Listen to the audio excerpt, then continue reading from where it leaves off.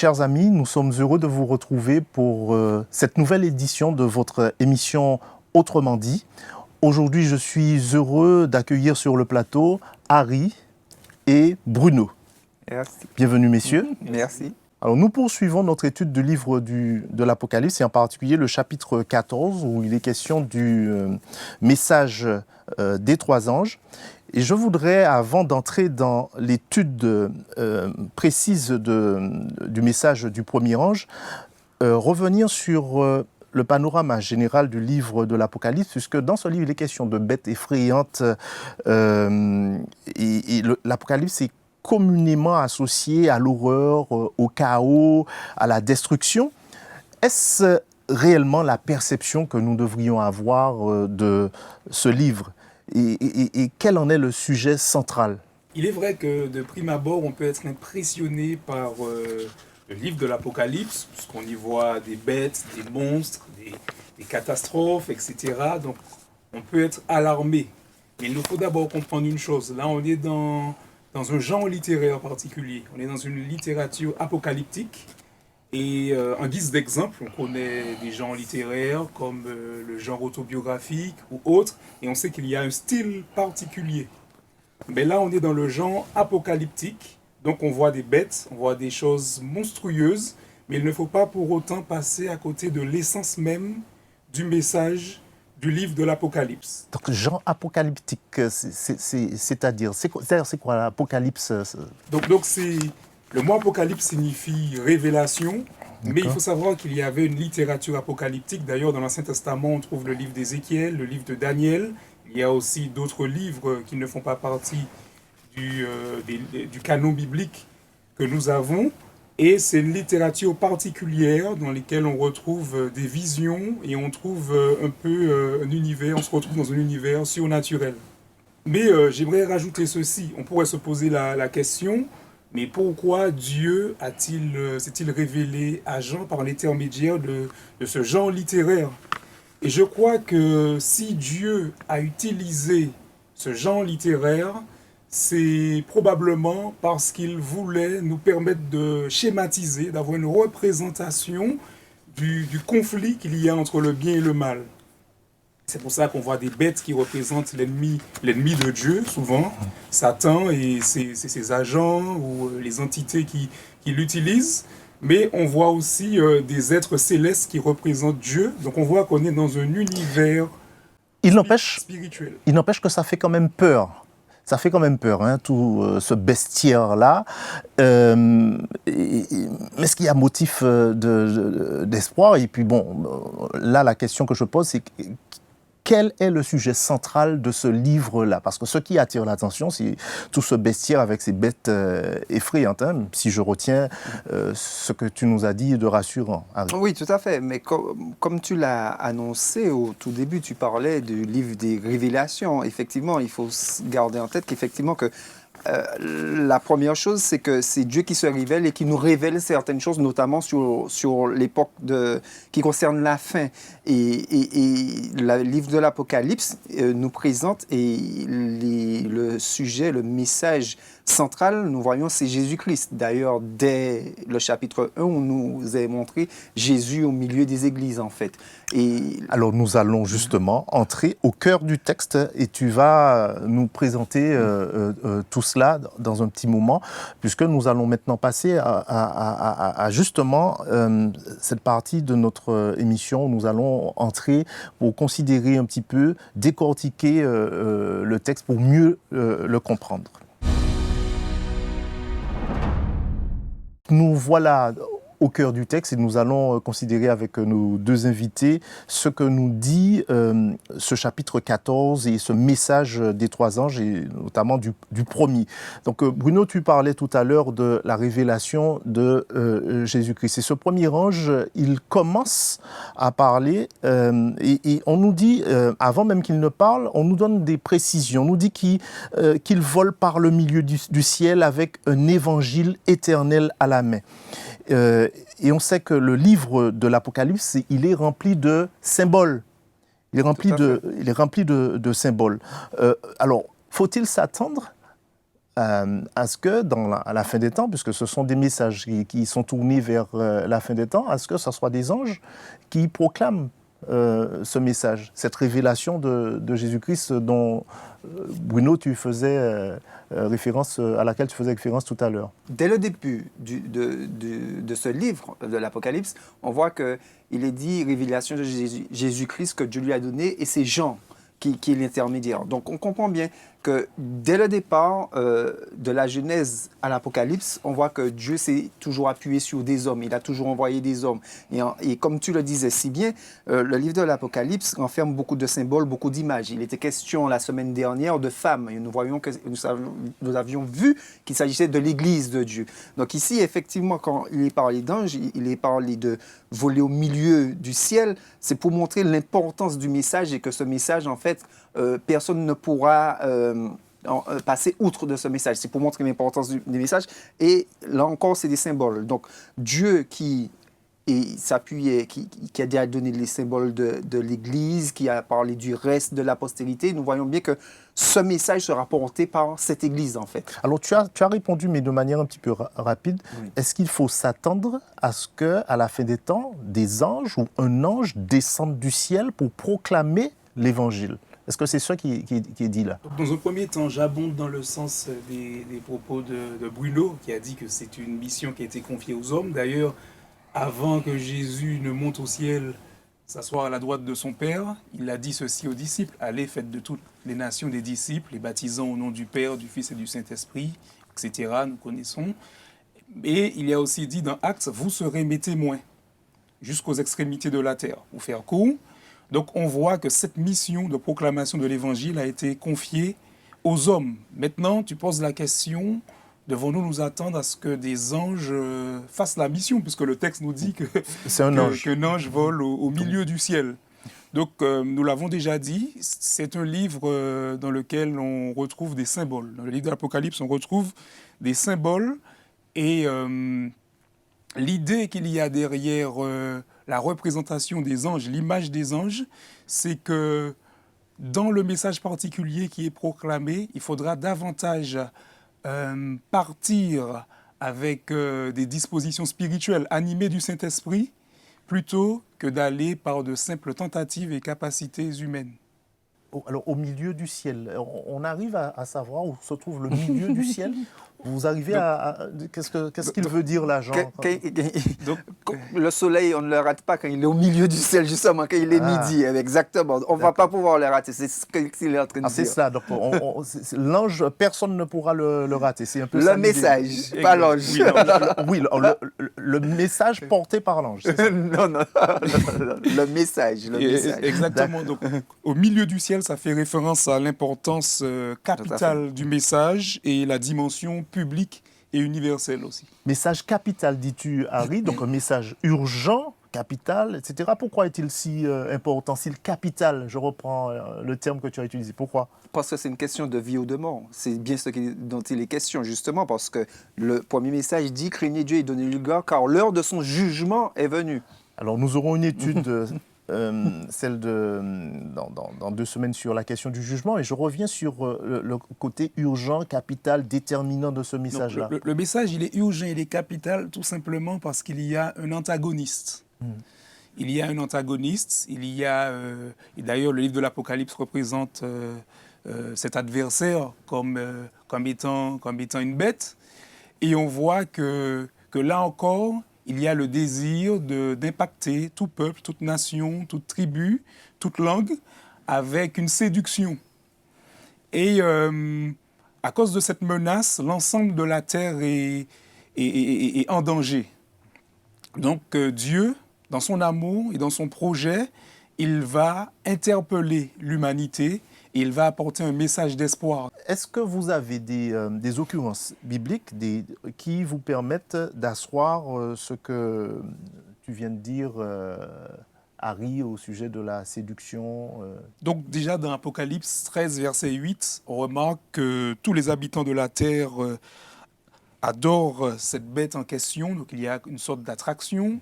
Et lorsqu'on va également dans Apocalypse 13, mais cette fois-ci au verset 14, il est question de séduction, et elle séduisait les habitants de la terre par les prodiges qui lui avaient été donnés d'opérer en la présence de la bête. Donc là, cette fois-ci, il est question d'une autre bête, mais toujours le même dessein, toujours l'antagoniste de Dieu. Donc on voit cette notion de séduction qu'il y a pour perdre, en tout cas conduire à la perte de tous les habitants de la terre.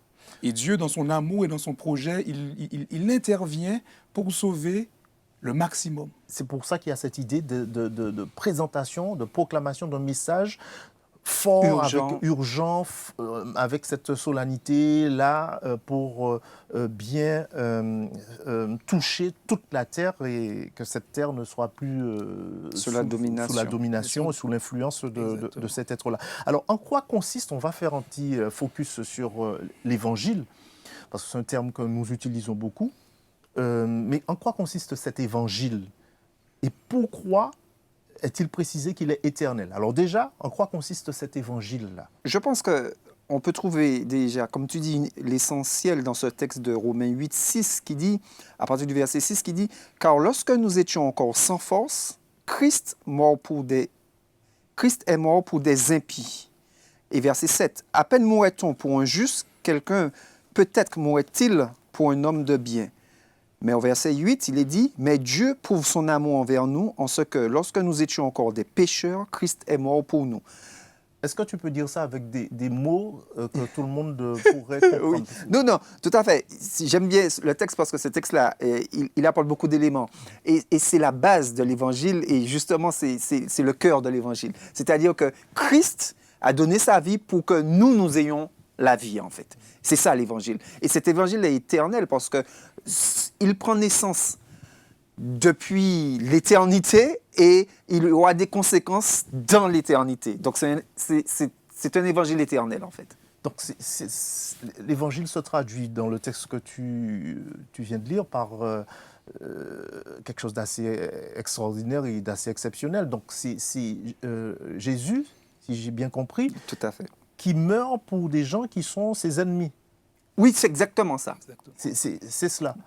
C'est quand même pas banal, ça. et ce qui est d'autant plus pas banal, c'est qu'il y a un texte que j'aime beaucoup qui se trouve dans 2 Timothée 1, verset 9, qui dit, je prends à partir du verset 9, qui dit « Qui nous a sauvés et nous a adressé une sainte vocation, non à cause de nos œuvres, mais selon son propre dessein et selon la grâce qui nous a été donnée en Jésus-Christ avant les temps éternels. » On parle d'évangile éternel. Et ce texte-là, j'aime beaucoup parce qu'il nous dit que c'était le dessein de Dieu de nous sauver avant les temps éternels. Tu disais, c'est pas banal, mais là, je trouve ça extraordinaire. Avant les temps éternels. Tu arrives à imaginer ça, Samuel? Avant les temps éternels. Oui, mais moi, il y a des choses par contre, des choses qui m'interpellent.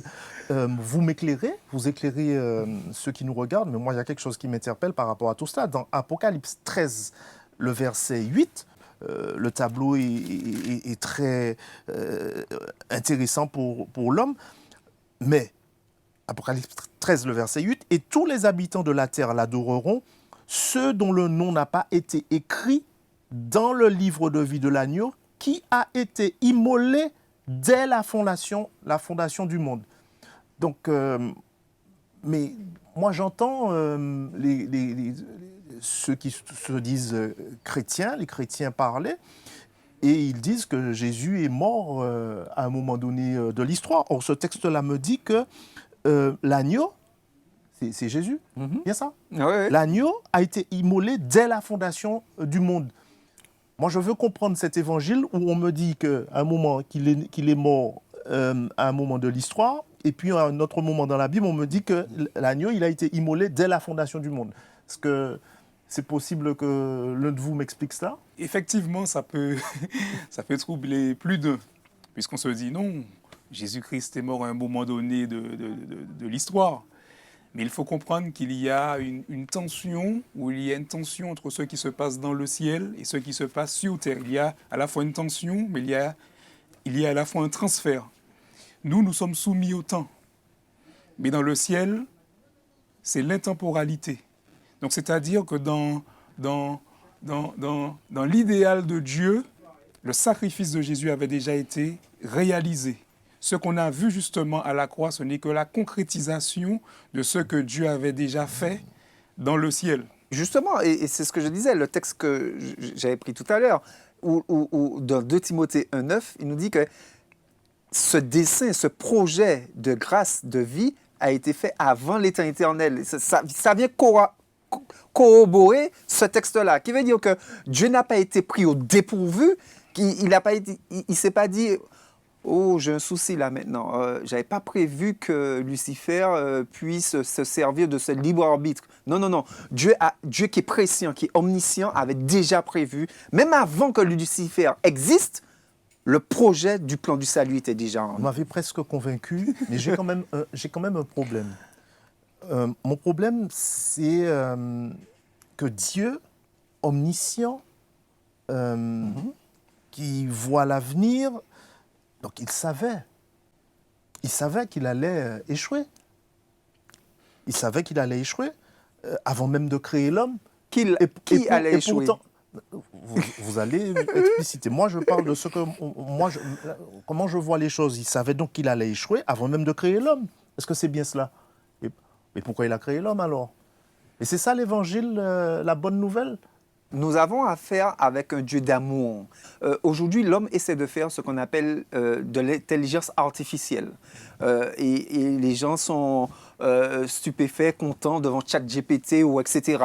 Mais Dieu, lui, il a créé pas des intelligences artificielles, des intelligences naturelles qui peuvent choisir, qui sont libres, qui peuvent vraiment porter de la réflexion, mais il n'a pas choisi de faire des automates, ni des robots, ni des... Voilà. Et c'est là que nous voyons l'amour de Dieu. Et non seulement il a créé des êtres libres, mais il leur a donné le libre arbitre, mais il savait que, justement, il leur a donné la possibilité d'expérimenter le fait de ne pas suivre ses recommandations. Et tu y vois, en tout cas, vous y voyez de l'amour. Vous y voyez l'expression de ce qu'on appelle l'évangile, la bonne nouvelle dans tout cela. Il faut comprendre quelque chose. Il y a une tension entre la justice de Dieu. J'aurais voulu que tout se passe comme il le veut, puisqu'il désire ce qu'il y a de meilleur pour nous. Mais il y a une tension entre sa justice et entre son amour. Et dans son amour, il y a ce que Bruno a si bien expliqué, il y a la notion de libre arbitre, puisque si on n'est pas libre d'aimer, en quelque sorte, on ne le fait par la contrainte, et en l'occurrence, ce n'est pas de l'amour. Donc, Dieu a toujours voulu donner un espace d'expression, de liberté à ses créatures pour exprimer leur amour. Et en cela, je crois que Dieu a bien fait, puisque si tout se passait comme Dieu le voulait, sans la possibilité de faire ce qu'il y avait de mal à ce moment-là, on aurait été, comme Bruno l'a si bien décrit, on aurait été des robots, on aurait été des automates, et là, ce n'est pas l'amour. Alors, ce message du premier ange, avec cet évangile éternel, il vole au milieu du ciel, à qui c'est destiné? Contextualisons ça aujourd'hui. Quel est l'intérêt pour nous? À qui ce message-là est-il adressé et pourquoi? Le texte est clair. Quand nous lisons Apocalypse 14, 6, il dit « Je vis un autre ange qui volait par le milieu du ciel, ayant un évangile éternel pour l'annoncer aux habitants de la terre, à toute nation, à toute tribu, à toute langue et à tout peuple. » Donc c'est un message véritablement universel, en fait, où il y a exception de personne, en fait. Cet évangile éternel, effectivement, s'adresse à l'ensemble même de l'humanité et tous ceux qui n'ont pas compris l'importance, justement, de suivre Jésus, ou certains qui ont peut-être compris l'importance de suivre Jésus, mais qui ne savent pas exactement comment le suivre. Par exemple, on parle de la notion d'évangile éternel. Mais il faut comprendre qu'il y a une perspective aussi qui nous amène dans ce que l'évangile produit dans le passé, dans le présent et dans le futur. Donc dans le passé, ce sont quoi les incidences? Si ce n'est que mes fautes passées sont pardonnées. Donc je suis pardonné. Mais ce qui se passe, c'est que dans le monde, on a beaucoup qui limitent, qui s'arrêtent là justement. C'est-à-dire, on est pardonné, on suit Jésus, et ça s'arrête là. Alors que l'évangile est éternel. Pourquoi? Parce qu'il a quelque chose à proposer pour mon présent. Donc, c'est la dynamique de mon vécu avec Jésus et du projet qu'il a pour ma vie. Donc, apprendre à appliquer sa volonté, à me laisser transformer par sa parole et suivre le projet qu'il a dessiné pour moi. Et dans le futur, pourquoi? Cela nous renvoie à l'espérance. À l'espérance, ce moment où la Bible nous dit où il n'y aura plus ni deuil, ni souffrance, ni maladie, ni toutes ces choses, mais on sera éternellement dans le bonheur et dans la joie. Je vous remercie pour cette première partie où nous sommes allés vraiment au cœur du texte pour mieux comprendre. Et nous allons maintenant passer à la partie pratique pour que ceux qui nous regardent puissent avoir des clés pour pouvoir appliquer ces choses-là dans leur vie. Alors nous voilà dans cette seconde partie de notre émission. Quelle est notre responsabilité en tant que chrétien dans ces temps de la fin? Il faut savoir que la proclamation de l'Évangile n'est pas une option, mais c'est une obligation qui repose sur le peuple de Dieu. Donc effectivement, nous devons proclamer ce message et atteindre le maximum, c'est-à-dire tous ceux qui n'ont pas eu l'opportunité de l'entendre encore. Est-ce que ce n'est pas une manière de nous instrumentaliser? Est-ce que Dieu ne peut pas faire ses affaires lui-même? Quand on a goûté que quelque chose est bon, on a envie de le partager. Quand on voit un beau coucher de soleil, soit on prend la photo, on dit hey, regarde, on va partager avec la personne qu'on aime bien, on dit hey, tiens, regarde comme il est beau. Et c'est exactement ça. Quand on a goûté que Dieu est bon, on a envie de le partager. Et c'est une envie incompressible. On ne peut pas. C'est quelque chose qui nous pousse en fait. C'est même pas. On se sent pas obligé dans le sens quelqu'un est derrière nous, mais on se sent obligé parce que ça ne peut pas rester en nous en fait. Justement de partager, et quelle que soit la chose, que ce soit un médicament qu'on a testé, une bonne plante, on dit ah oui j'ai testé ça, tiens essaie, parce qu'on est content, on a envie de partager des bonnes choses. Et Dieu, c'est la meilleure chose qui puisse être partagée, donc normalement en fait nous partageons ce qui est bon, Dieu. Et j'aimerais rajouter à ceci que justement ce rôle que Dieu nous donne dans la propagation du message est là pour nous maintenir dans la bonne nouvelle. Par exemple... C'est-à-dire? Je te donne un exemple. Il y a une blague que tu aimes raconter tout le temps. Et la première fois que tu l'as raconté, ça t'a fait rire, ça a amusé les gens, mais à chaque fois que tu la racontes, ça te met dans une certaine émotion, ça te maintient dans une certaine joie, et tu ris déjà, et pourtant tu l'as raconté à maintes reprises. Donc là encore, le fait d'être dans la bonne nouvelle, de proclamer l'évangile, ça nous maintient justement à salut. Et puis, il faut savoir que dans l'approche de Dieu, il a toujours voulu que ses disciples soient constamment dans une démarche de formation. Donc il a passé un certain nombre de temps avec ses disciples, il les a formés, et le but n'était pas tant de sauver les autres, mais le but était aussi de se maintenir sauvé soi-même. Et l'objectif d'ailleurs d'être en formation avec Jésus, c'est pour permettre aux disciples de passer de la formation à la transformation. Donc en fait, il y a un bénéfice pour nous, en tant que disciples, en tant qu'instrument entre les mains de Dieu, puisqu'il y a un travail sur notre caractère qui est fait.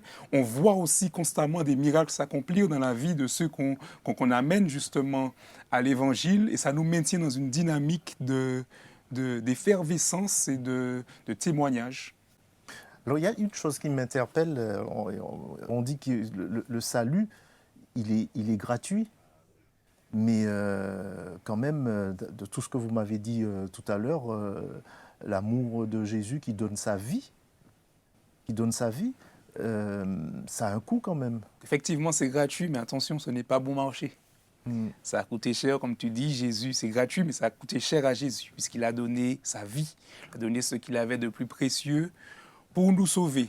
Et l'invitation, et surtout lorsque nous lisons les épîtres de l'apôtre Paul, on voit que l'invitation aussi, c'est que nous aussi, que nous soyons, que Jésus n'est pas seulement mort pour nous, mais nous aussi, nous sommes morts en lui. Ça veut dire que, oui.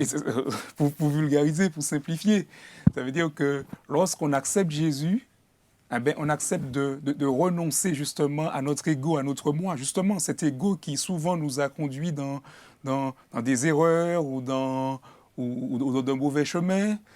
Et donc, on doit renoncer à tout cela, à tous ces désirs qui parfois nous ont éloignés de ce qui est juste et qui a été préjudiciable non seulement pour nous, mais pour notre entourage, et entrer dans le projet de Dieu, dans sa volonté, c'est-à-dire faire ce qui est juste, ce qui est pur, aimer son prochain, c'est-à-dire aimer ses semblables, aimer les autres, et aimer Dieu de toutes ses forces aussi. Comment pourrions-nous inciter d'autres personnes à s'engager dans la mission qui a été confiée par Dieu?